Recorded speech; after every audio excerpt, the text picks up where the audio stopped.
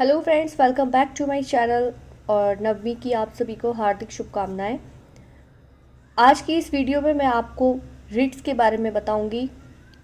चलिए मैं अपना वीडियो स्टार्ट करती हूँ। एक रिट अथवा याचिका का अर्थ है आदेश, यानी वह कुछ भी जिसे एक अधिकार के तहत जारी किया जाता है वह याचिका है और इसे रिट के रूप में जाना जाता है। अनुच्छेद 32 और अनुच्छेद 226 के तहत भारतीय संविधान के तीसरे भाग में प्रदत्त मौलिक अधिकारों को लागू करने के लिए भारत का संविधान उच्चतम न्यायालय और उच्च न्यायालयों को अधिकार प्रदान करता है। रिट 5 प्रकार की होती हैं: बंधी प्रत्यक्षीकरण, परमादेश, उत्प्रेषण, निषेधाज्ञा, अधिकार प्रक्षा। 5 प्रकार की रिट का यहाँ पे मैं आपको डेफिनेशन दूंगी।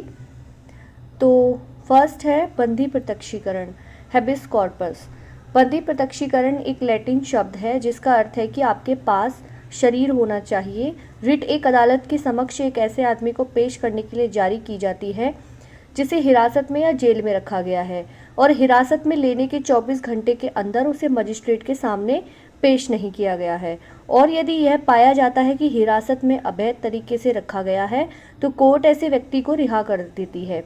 रिट का उद्देश्य अपराधी को दंडित करने का नहीं होता, लेकिन अवैध तरीके से हिरासत में लिए गए व्यक्ति को रिहा कराना होता है।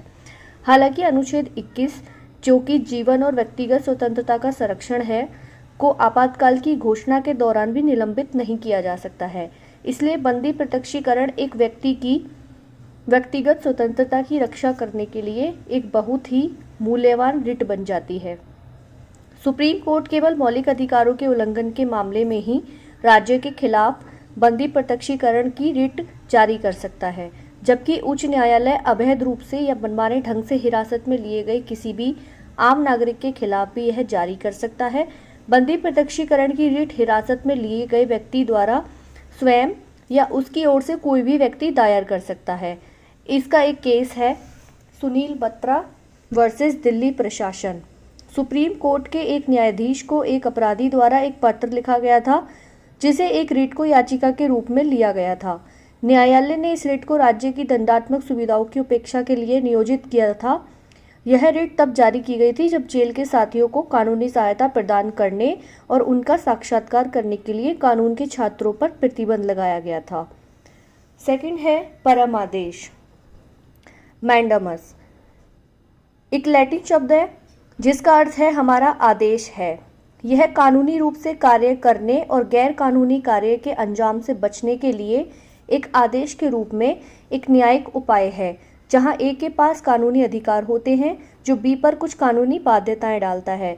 बी को अपने कानूनी कर्तव्यों का पालन करने के लिए ए परमादेश रिट की मांग कर सकता है। इस रिट को जारी करने का आदेश उच्चतम न्यायालय या उच्च न्यायालय, हाईकोर्ट और सुप्रीम कोर्ट द्वारा तब किया जाता है जब सरकार, अदालत, निगम या अधिकरण या लोक प्राधिकरण सार्वजनिक या वैधानिक कर्तव्यों को करते हैं लेकिन उन्हें निभा नहीं पाते।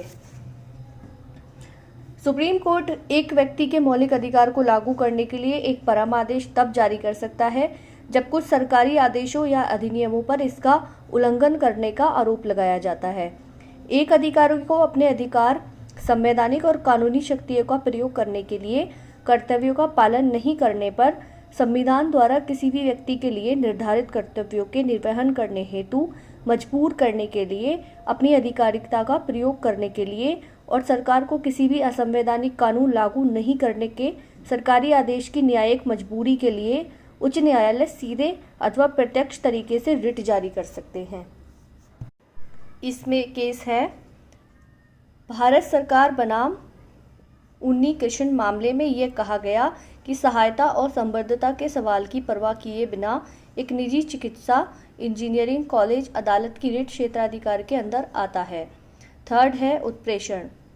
एक लैटिन शब्द है जिसका अर्थ सूचित करने के लिए है। उत्प्रेषण को एक न्यायिक आदेश के रूप में परिभाषित किया जा सकता है जो आचरण से संबंधित होता है और कानूनी कार्यवाही में उपयोग किया जाता है। इसे निगम जैसे संवैधानिक और सांविधिक निकायों और कंपनियों, सहकारी समितियों जैसे निकायों और सहकारी समितियों तथा निजी निकायों तथा व्यक्तियों के खिलाफ जारी अदालत द्वारा प्रमाणित और कानून के अनुसार किसी भी कार्रवाई के रिकॉर्ड की आवश्यकता होती है। ऐसे विभिन्न प्रकार के आधार हैं जिसके आधार पर उत्प्रेषण की रिट जारी की जाती है। अधिकार क्षेत्र का अभाव, न्याय क्षेत्र का दुरुपयोग, अधिकार क्षेत्र का दुरुपयोग, सामान्य न्याय के सिद्धांतों का उल्लंघन। ठीक है, इसमें केस है सैयद याकूब बनाम राधाकृष्णन मामले में यह कहा गया कि उत्प्रेषण रिट की रिट जारी करना उच्च न्यायालय के अधिकार क्षेत्र का एक पर्यवेक्षी क्षेत्राधिकार है और इस पर अदालती कार्यवाही एक अपीलीय अदालत के रूप में कार्य करने की पात्र नहीं है। कानून की एक त्रुटि जो स्पष्ट रूप से दस्तावेजों में अंकित है को तो रिट द्वारा सुधारा जा सकता है, लेकिन तथ्य की त्रुटि को सही नहीं किया जा सकता। यदि एक तथ्य का निष्कर्ष कोई सबूत नहीं है तो इसे कानून की एक त्रुटि के रूप में माना जाएगा जिसे उत्प्रेषण द्वारा ठीक किया जा सकता है। नेक्स्ट, फोर्थ, निषेधाज्ञा, प्रोहिबिशन।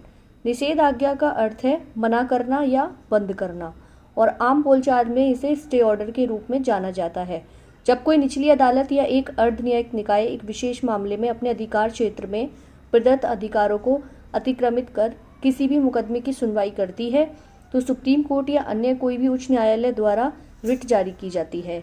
भारत में निषेधाज्ञा को मनमाने प्रशासनिक कार्यों से व्यक्ति की रक्षा के लिए जारी किया जाता है। नेक्स्ट है अधिकार प्रक्षा, क्यो वारंटो। यह भी एक लैटिन शब्द है जिसका अर्थ है किसी वारंट द्वारा। जब न्यायालय को लगता है कि कोई व्यक्ति ऐसे पद पर नियुक्त हो गया है जिसका वह हकदार नहीं है, तब न्यायालय इस अधिकार प्रक्षा को जारी कर सकती है और व्यक्ति को उस पद पर कार्य करने से रोक सकती है।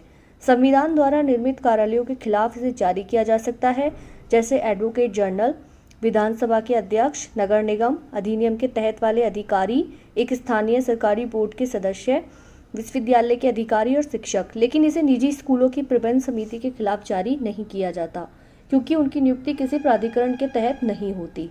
आई होप आपको ये रिट्स के बारे में अच्छे से समझ आ गया होगा।